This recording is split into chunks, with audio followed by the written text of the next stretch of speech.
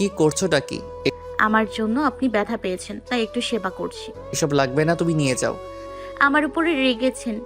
এই তেলটা অনেক ভালো, পায়ে দিয়ে দিলে কিছুক্ষণের মধ্যে আরাম পাবেন। আমাকে মিথ্যা বলে নিয়ে গেলে কেন? এবারের মতো মাফ করে দেন, আর কখনো এমন করব না, প্রমিস। ইফাত কিছু বলল না। তানহার দেওয়া তেলটা সত্যিই অনেক ভালো। কিছুক্ষণের মধ্যে অর্ধেক ব্যথা কমে গিয়েছে। সারা দিন পেরিয়ে সন্ধ্যা হয়ে গেছে। ইফাত সকালে খেয়ে মাহতাব সাহেবের সাথে বেরিয়েছে, এখনো ফেরে নাই। দুপুরে খেয়েছে কিনা ভেবেই চিন্তা হচ্ছে। তানহা ব্যাগ থেকে ফোন বের করতে গিয়ে একটা কাগজ সামনে আসলো। কাগজটা দেখে অথরের কোণে হাসির রেখা ফুটে উঠল। কাগজটি হাতে নিয়ে কিছু একটা ভাবছিল। তখনই আবির তানহার রুমে আসে। কিরে তান্না, পাখি আসবো? আমার স্বামী আমার রুমে নেই, তাই এখন আমার রুমে না আসাই ভালো। ভয় নেই, ইফাত তোকে ভুল বুঝে এমন কোনো কাজ আমি করব না। আমি কি জন্য এসেছি সেটা তুইও ভালো করেই জানিস। কথা কম বলে কাজটা আমার সাথে হাত দিয়ে দে। কিসের কাগজ ভাইয়া? তান্না, একদম নাটক করবি না। আমি চৈতালিকে ফোন দিয়েছিলাম, চৈতালি বলেছে কাগজটা তুই নিয়েছিস। তানহা মুখ দিয়ে চুপ চুপ শব্দ করে বলল, মানুষের জিনিসের প্রতি তোমার এত লোভ কেন? তোমার মনের আশা কখনো পূর্ণ হবে না। তান্না, ভালোই ভালোই আমার কথা শুন বলছি, তা না হলে ফলাফল ভালো হবে না, বলে দিলাম। তুমি যা ইচ্ছে খুশি করে নাও।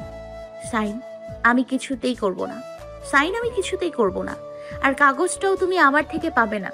তুমি বেরিয়ে যাবে, নাকি আমি চাচিকে ডাকবো? আবির রাগ দেখিয়ে চলে গেল। তানহা দীর্ঘশ্বাস ফেলে শাশুড়িকে কল দিল। শাশুড়ির সাথে কিছুক্ষণ কথা বলে রেখে দিল। ইফাতের জন্য অপেক্ষা করছে, কিন্তু ইফাতের আসার নামে কোনো নাম নেই। পরক্ষণে মনে হলো আবির চৈতালির সাথে আবার যোগাযোগ করেছে। তানহা রেগে রুম থেকে বেরিয়ে আবিরের রুমের দিকে গেল। আপনার লজ্জা শরম বলতে কি কিছুই নেই? দুদিন পরে করবেন বিয়ে, আপনি আবার আমার ননদের কাছে ফোন দিয়েছিলেন? কোন সাহসে চৈতালির কাছে ফোন দিয়েছিলেন? মেয়েটাকে তো অর্ধেক মেরেই ফেলেছেন, এখন পুরোটা মেরে ফেলবেন? আরে তানু, আরে তানু পাখি যে, আমার রুমে এসেছিস? ভেতর আয়, বাইরে দাঁড়িয়ে আছিস কেন? আপনার সাথে আমি গল্প করতে আসিনি। আর একবার যদি চৈতালিকে ফোন দিয়েছেন, ফলাফল ভালো হবে না। আমি যদি চৈতালিকে এক্ষুনি ফোন দিয়ে আসতে বলি, তাহলে চৈতালি এখনই চলে আসবে। কোনো দিনও আসবেন না। চৈতালির আত্মসম্মান আছে। আবির তানহার কাছে এগিয়ে আসলো। তানহার হাতের দিকে তাকিয়ে পড়ল। দেখতে চাস তোর হাতে কিসের কাগজ রে? সব কৈফিয়তকে তোমাকে দিতে হবে? আচ্ছা, তুই আমার সাথে সব সময় রেগে রেগে কথা বলিস কেন? তানহা কোনো উত্তর না দিয়ে চলে যেতে লাগলে আবির তানহার সামনে এসে দাঁড়ালো। এভাবে অসভ্যের মতো সামনে এসে দাঁড়িয়েছো কেন? কাগজটা আমার হাতে না দিলে যেতে দেবো না। তোকে ইচ্ছে করে চৈতালির কথা বলেছি, কারণ তুই রেগে আমার রুমে চলে আসবি। এখন লক্ষ্মী মেয়ের মতো আমাকে কাগজটা ফিরিয়ে দে। দিব না। বলেই কাগজটা নিচের পেছনে লুকোলো। তানহা চলে যেতে লাগলে আবার বারবার পথ আটকে দাঁড়িয়ে পড়ছে। তানহা দরজার সাথে একদম মিশে গিয়েছে। এক হাত উঁচু করে কাগজটা ধরে আছে। আবির তানহার হাত ছুতে যাবে, তখনই একজোড়া শক্ত হাত এসে আবিরের হাত পেঁচিয়ে ধরল। আবির ব্যথায় মৃদু আর্তনাদ করে উঠল। বলেছিলাম না, এই হাত যদি দ্বিতীয়বার তানহার দিকে উঠে তাহলে তোর হাত আমি ভেঙে দিব। সাহস কি করে হয় তানহার দিকে হাত বাড়ানোর? ইফাত, লাগছে, হাতটা ছাড়ো। আমি তোমার বয়সে বড় হই, তুই করে কথা বলছো কেন? এটা তোমার কেমন শিক্ষা? তুমি সবটা না জেনে আমাকে ভুল বুঝছো। কোনটা সঠিক আর কোনটা ভুল তা বোঝার বয়স আমার হয়েছে। আপনি কোন সাহসে তানহার গায়ে হাত দিতে যাচ্ছিলেন?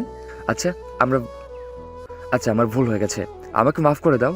আমি আর কখনো এমন করব না, শেষবারের মতো মাফ করে দাও। আপনি চৈতালির কাছে কেন ফোন দিয়েছিলেন? দুদিন পরে আপনার বিয়ে, আপনি নিজের বিয়েতে ফোকাস করুন। আমার বোনের মাথা নষ্ট করে দিচ্ছেন কেন? আবির ভাই, আমার ধৈর্যের পরীক্ষা নিয়েন না। হাতটা ছাড়ো ইফাত, সত্যি অনেক ব্যথা লাগছে, আমি আর সহ্য করতে পারছি না। আপনি এতটুকুতেই ক্লান্ত হয়ে গেলেন? আমি তো আমার স্ত্রীকে সবার সামনে অপমানিত হতে দেখেছি। ভরা রাস্তায় আমার স্ত্রীর শরীরে আঘাত করেছেন, আমি কিছু করতে পারি নাই। আমার ছোট বোনটার মন নিয়ে খেলা করেছেন, তার চোখের পানি ঝরিয়েছেন। একটা কথা মনে রাখবেন, ক্ষমার অযোগ্য কাউকে ক্ষমা করে দিয়ে তার দিকে পেছনে ফিরে না তাকানোই হবে শ্রেষ্ঠ প্রতিশোধ। আবির ভাই যে কাঁদায় না, সময়ের ব্যবধানে সে নিজেও কাঁদে, অপেক্ষা শুধু সময়ের। বলেই আবিরের হাত ছেড়ে দিল। হাতটা ছাড়া পেয়ে আবিরের মনে হলো জান হাতে পেয়েছে। ইফাত তানহার দিকে ক্রোধিত দৃষ্টি নিক্ষেপ করলো। তোমার কি কাজ? তুমি কেন আবির ভাইয়ের রুমে এসেছো? আমি আসলে আমি তোমাকে কিছু একটা বলেছিলাম, আমার কথাটা রাখলে না। রুমে এসো, কথা আছে। বলেই রুমে চলে গেল ইফাত। তানহা এক প্রকার দৌড়ে রুমের দিকে গেল। আবির দুজনের কাজকর্ম পর্যবেক্ষণ করে নিল। তারপরে নিচের রুমে গিয়ে দরজা লাগিয়ে দিল। তানহা রুমে আসতেই বিনা মেঘে বজ্রপাত হলো। ইফাতের একটা ধমকে কেঁপে উঠল তানহার সারা শরীর। মাথা নিচু করে দাঁড়িয়ে আছে তানহা। এই তোমাকে বলেছিলাম না তুমি আবিরের থেকে দূরে দূরে থাকবে? কেন গিয়েছো আবিরের রুমে? আজকাল আমার কথার কোনো মূল্য নেই দেখছি। এতটাই মূল্যহীন হয়ে গেলাম? এতই যখন দরকার ছিল আমি আসা পর্যন্ত অপেক্ষা করতে পারতে। কি এমন দরকার ছিল যে আমাকে না বলেই তোমাকে যেতে হলো? আপনি যাবার পরে আবির ভাই আমার রুমে এসেছিল। আবির ভাই চৈতালির কাছে একটা কাগজ দিয়েছিল। আমি সেটা চৈতালির রুম গোছাতে গিয়ে পেয়েছি। আবির ভাই কাগজটা নিতে আসছিল, চেয়েছে, আমি বলেছি নাই। পরে বলল চৈতালির থেকে জেনেছি তোর কাছে আছে, তাই রাগ করে অপমান করতে গিয়েছিলাম। তানহার কথায় ইফাত ভ্রুকুচকে তাকালো। তারপরে গম্ভীর কণ্ঠে বলল, তোমাকে কেউ বলেছিল আবিরকে অপমান করতে? আমি চৈতালির ভাই। চৈতালি আমার কলিজার টুকরো বোন। যে আবির তোমাকে কষ্ট দিল, আমার বোনকে কাঁদালো, আমি নাচতে নাচতে তার বিয়েতে চলে এলাম। তুমি কি মনে করেছো আমি খুশি হয়ে বিয়েতে এসেছি? আমি চাই আবির বিয়েটা করুক, চৈতালি মানুষ চিনতে শিখুক, কেমন মানুষকে সে ভালোবেসেছে সেটা নিজে অনুভব করুক। এখন চৈতালিকে কেউ কিছু বোঝালে তা চৈতালির মস্তিষ্ক পর্যন্ত পৌঁছাবে না। আবির যেটা করবে সেই চৈতালির মনে মস্তিষ্কে পৌঁছে যাবে। আবিরের বিয়েটা যেন তাড়াতাড়ি হয়ে যায়। চৈতালির নিজের ভুলটা অনুভব করার জন্য হলেও আবিরের বিয়ে হওয়াটা খুবই জরুরি। মানুষ কিন্তু ভুল থেকে শিক্ষা নেয়। আবির তোমার ভাই, তোমার রক্ত, তার জন্য তোমার মায়া হতে পারে, ভেতর থেকে টান অনুভব করতেই পারো, তার সব কিছু ভুলে তাকে মাফ করে দিতেই পারো। একটা কথা মনে রেখো তানহা, আবির কিন্তু আমার কেউ হয় না। ওকে দু চারটা লাগিয়ে দিতে আমার হাত একবারও কাঁপবে না। ওভাবে সঙের মতো দাঁড়িয়ে আছো কেন? কাছে এসে শার্টটা খুলে দাও, তোয়ালে নিয়ে এসো, জামা কাপড় বের করো, গোসল করতে যাব, প্রচণ্ড ক্ষুধা লেগেছে, খাবার নিয়ে এসো। ইফাত কথাগুলো বলতে দেরি করলেও তানহা কাজগুলো করতে দেরি করলো না। ইফাতের শার্ট খুলে দিয়ে ব্যাগ থেকে তোয়ালে আর জামা কাপড় বের করে ইফাতের হাতে দিল। বলছিলাম কি, সন্ধ্যা করে গোসল না দিলে হয় না? আবহাওয়া ভালো না, যদি ঠান্ডা লেগে যায়। ইফাত গম্ভীর মুখে তানহার দিকে তাকালো। আচ্ছা আপনি গোসল দেন, আমি আপনার জন্য খাবার নিয়ে আসছি। বলেই রুম থেকে চলে গেল তানহা। ইফাত গোসল করতে চলে গেল। ইফাত খাচ্ছে, তানহা চুপচাপ পাশে বসে আছে, মুখ দিয়ে টুস শব্দও করছে না। ইফাতের খাওয়া শেষ করে উঠে চলে গেল। তানহা সব কিছু তুলে ফেলল। রাতে পাশাপাশি দুজন শুয়ে আছে। ইফাত খাওয়ার পরে আর কথা বলে নাই তানহার সাথে। ইফাত মনোযোগ সহকারে ফোনে কিছু একটা দেখছে। তানহা উসখুস করছে, কিভাবে ইফাতের সাথে কথা বলবে। ইফাত রাগ করে মাঝখানে আবার কোলবালিশ রেখে দিয়েছে। তানহা কোলবালিশটা আস্তে করে সরিয়ে দিল, পরম আদুরে ভাবে ইফাতকে জড়িয়ে ধরল। ইফাতের কোনো হেলদোল নেই, আগের ন্যায় ফোনের দিকে তাকিয়ে আছে। আমি আর এমন করব না, আপনার সব কথা মেনে চলবো। আপনি রাগ করে থাকবেন না, আপনি রাগ করলে আমার কোনো কিছু ভালো লাগে না। ইফাতের থেকে কোনো উত্তর আসলো না। তানহা অনেকগুলো কথা বলল, ফলাফল শূন্য। তানহা রাগ করে ইফাতের হাতে কামড় বসিয়ে দিল। ইফাত তড়িঘড়ি করে তানহার দিকে ঘুরল। এভাবে বিড়ালের মতো কামড়াচ্ছ কেন? আমি বিড়ালই, আপনার বিড়াল। আপনি আমার জামাই বিড়াল, আমি ছোট বিড়াল, আপনি বড় বিড়াল। বড় বিড়াল রাগ করেছে, তাই ছোট বিড়াল কামড়ে রাগ ভাঙাচ্ছে। ফাইজলামির একটা সীমা থাকে। অনেক রাত হয়েছে, ঘুমাও। আচ্ছা ঘুমোতে পারি। আমাকে একটা বিড়ালের বাচ্চা এনে দিতে হবে। জানেন, আমার একটা বিড়ালের বাচ্চা ছিল, তাকে আমি খুব ভালোবাসতাম, কিন্তু চাচি তাকে বস্তায় করে বিলের মধ্যে ফেলে দিয়ে আসছিল। আমি সারা দিন না খেয়েছিলাম, অনেক দিন বিড়ালটার জন্য কান্না করেছি। আপনি তো আমার সাথে কথা বলবেন না, আমাকে একটা বিড়ালের বাচ্চা এনে দেবেন, আমি সারা দিন তাকে নিয়ে থাকবো। তানহার কথা শুনে ইফাত তানহার দিকে মনোযোগ দিল। স্থির দৃষ্টিতে তানহার দিকে তাকিয়ে আছে। নীরবতা ভেঙে ইফাত বলল, বিড়ালের বাচ্চা না নিয়ে তুমি নিজে একটা বাচ্চা নিলেই তো পারো তানহা। ইফাতের কথা শুনে তানহা গোল গোল করে তাকালো। ইফাত তার দিকে তাকিয়ে আছে দেখে এক হাতে ইফাতের দু চোখ ধরে রাখলো। লজ্জায় ইফাতের বুকে মুখ লুকালো। আজকে আবিরের গায়ে হলুদ। পুরো বাড়ি জুড়ে মেহমান গিজগিজ করছে। সবাই যে যার কাজ নিয়ে ব্যস্ত। বাচ্চারা হইচই করছে। কয়েকজন দৌড়াদৌড়ি করছে। থালা বাসন ধোয়ার ঝনঝন শব্দ ভেসে আসছে। কেউ কেউ সবাইকে খাবার দিতে ব্যস্ত, কেউ বা রান্না করাই ব্যস্ত। পা ফেলার জায়গা নেই এই ছোট বাসায়। হাঁটাচলা করতে একটু কষ্টই হচ্ছে সবার। তানহা ভিড় ঠেলে এক হাতে খাবার নিয়ে নিচের রুমে আসলো। ইফাত বিছানায় বসেছিল। তানহা ক্লান্ত মুখে বলল, এই নিন আপনার খাবার। আপনার জন্য খাবার নিয়ে আসতে গিয়ে মনে হলো দ্বিতীয় যুদ্ধ জয় করে আসলাম। তুমি এত কষ্ট করতে গেলে কেন? আমাকে ডাকতে, আমি বাহিরে গিয়ে খেয়ে আসতাম। আপনার মাথা খারাপ? বাইরে তাকিয়ে দেখেছেন একবারও? এত মানুষ জানের মধ্যে, এত মানুষজনের মধ্যে আপনাকে খেতে দিব? তুমি যদি আপনি থেকে তুমি আসতে না পারো, তাহলে আমিও বাহিরে গিয়েও খেতে পারবো। আপনি সব কথার মধ্যে আপনি আর তুমি নিয়ে চলে আসেন কেন? তা তোমার ভাই কি কাগজ নেওয়ার জন্য তোমার রুমে আসছিল? কাগজটা আমাকে দেখালে না তো, নাকি আমাকেও দেখাবে না? ওমা, আপনাকে দেখবো না কেন, এখনই দেখাচ্ছি। বলেই কাগজটা বের করে নিয়ে এসে ইফাতের দিকে এগিয়ে দিল। ইফাত কাগজটার দিকে চোখ বুলিয়ে অবাক হয়ে তানহার দিকে তাকালো। এমনভাবে তাকালো মনে হয় আগে কখনো তানহাকে দেখে নাই। ইফাত দীর্ঘশ্বাস ছেড়ে বলল, তাহলে এই তোমার আবিরের ভাইয়ের ভালোবাসা? তাই তো বলি, ছেলেটা এতটা ভালোবাসে কেন আমার বউকে? আমি কি কম ভালোবেসে ফেললাম নাকি? তোমার আবির ভাইয়ের নাটক আমার মনকেও গলিয়ে ফেলছিল। এই ছিল তোর মনে আবির ভাই? ইফাতের বোকা বোকা মুখ দেখে তানহা হেসে দিল। তানহাকে হাসতে দেখে ইফাত বলল, তুমি খেয়েছো বউজান? আমি খাবার সময় পাইনি, সময় করে খেয়ে নিব।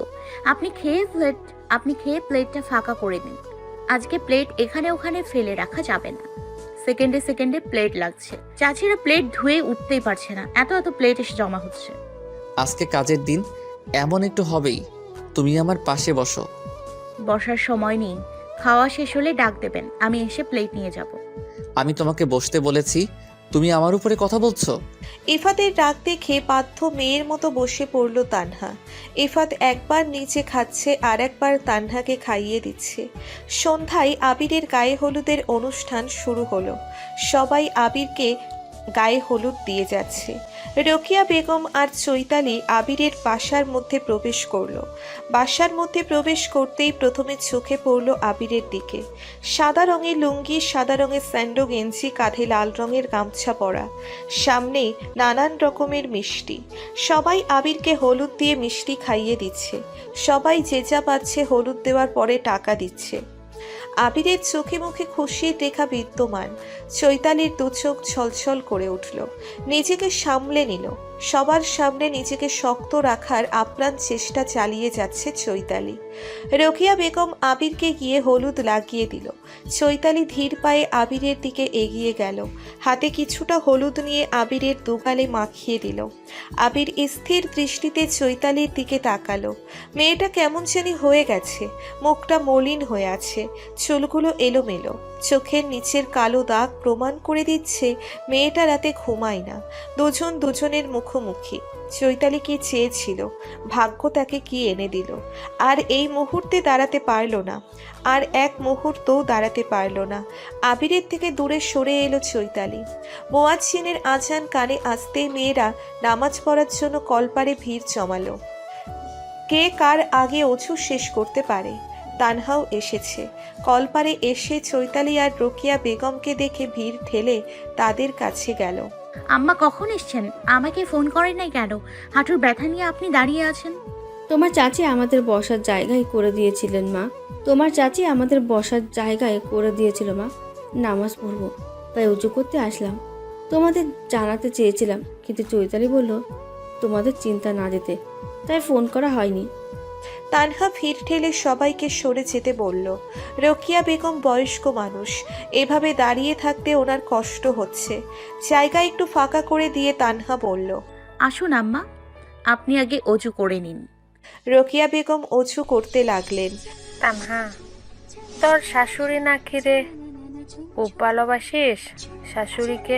কি ভাবি, আমার শাশুড়ি পায়ের ব্যথার জন্য দাঁড়িয়ে থাকতে পারে না, বয়স হচ্ছে তো। এভাবে শাশুড়িকে দেখে রেখো মা, দোয়া করি আল্লাহ তোমাকে সুখে শান্তিতে সংসার করার তৌফিক দান করুক। সবাই মিলে অজু করে এক রুমে নামাজ পড়তে গেল। চৈতালিও নামাজ পড়তে শুরু করেছে। ভাবতেই তানহা খুশি হলো। আবিরের সাথে রিলেশনে যাবার পরে নামাজ পড়াও ছেড়ে দিয়েছিল মেয়েটা। আল্লাহ তোয়ালা এই জন্য মেয়েটাকে এতটা কষ্ট দিল। সৃষ্টিকর্তা তো বলেই দিয়েছে, তুমি যাকে আমার থেকে বেশি ভালোবাসবে আমি তাকেই তোমার থেকে দূরে সরিয়ে নিব এবং তোমার উপরে চাপিয়ে দিব একাকিত্বের ভয়ঙ্কর অভিশাপ। এজন্য পরিস্থিতি যতই খারাপ হোক না কেন আল্লাহ তোয়ালাকে ভুলে যাওয়া ঠিক না। ভালো সময়ে আমরা আল্লাহ তোয়ালাকে ভুলে যাই, খারাপ সময়ে আমরা তাকে বেশি বেশি মনে করি। আমরা তার ডাক ফিরিয়ে দিলেও খারাপ সময়ে তিনি আমাদের ফিরিয়ে দেন না। এজন্য নামাজটা সব সময় ধরে রাখা আমাদের জন্য আবশ্যক। নামাজ শেষ করে সবাই উঠে চলে গেল। চৈতালি দুহাত তুলে মোনাজাত করছে আর অঝরে কান্না করে যাচ্ছে।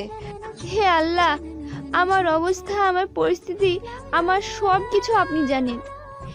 নিজের ভালোবাসার মানুষটা অন্য কারো হয়ে যাচ্ছে, এটা সহ্য করা কতটা কষ্টকর আপনি জানেন।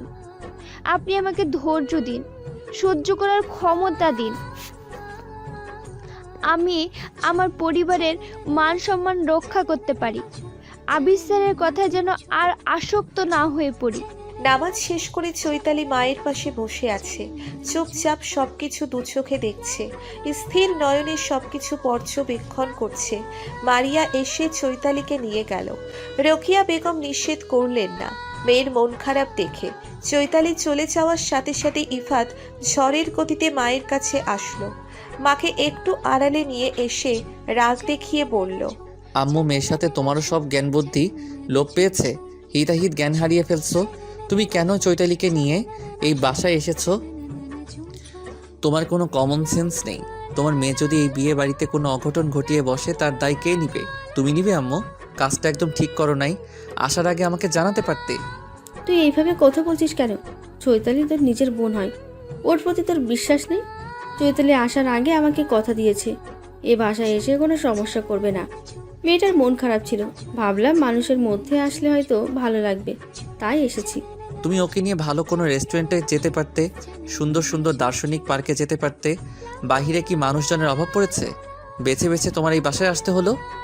তোর সমস্যা কী রে? তুই এমন করছিস কেন? তোর বোন ভালো থাকুক, এটা তুই চাস না নাকি বলতো ইফাত?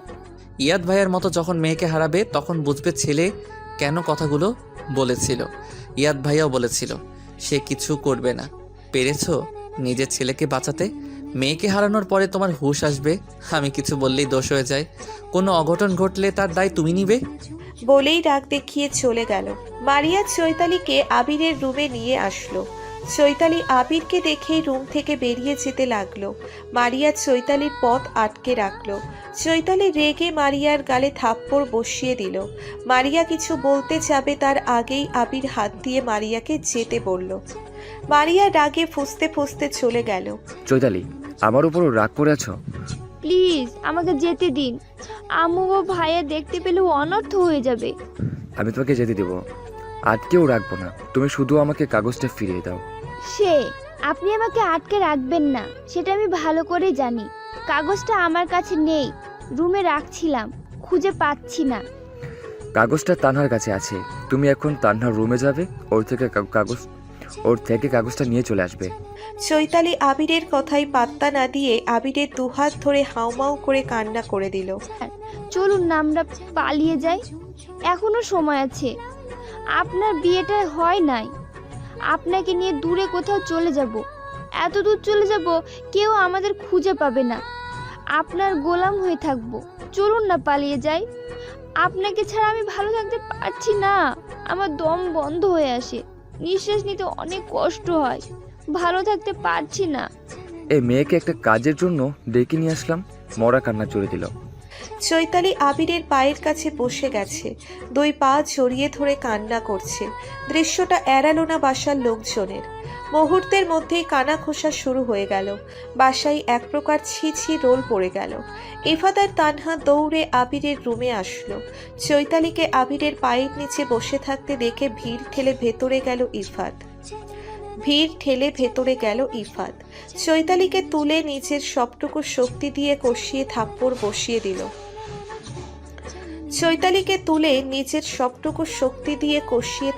বসিয়ে দিল।